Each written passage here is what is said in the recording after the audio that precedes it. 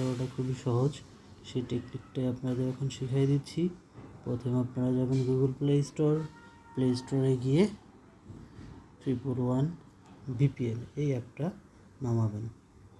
নামানোর পরে 4 plus wharf safer internet এই অ্যাপসটা ইনস্টল করে ওপেন করবেন। ওকে, ওপেন হওয়ার পর এইখানে আপনারা এটা কানেক্ট করবেন। কানেক্ট করার পর এটা ইন্টারনেট ইজ প্রাইভেট হয়ে যাবে। your internet connection is private, দেন আপনারা গুগলে ঢুকে ফেসবুক ব্যবহার করতে পারবেন। That's easy. বাংলাদেশে এখন ফেসবুকে সরাসরি অ্যাক্সেস পাওয়া যাচ্ছে না, কিন্তু এখানে আমি ইজি ফেসবুক ব্যবহার করতে পারছি।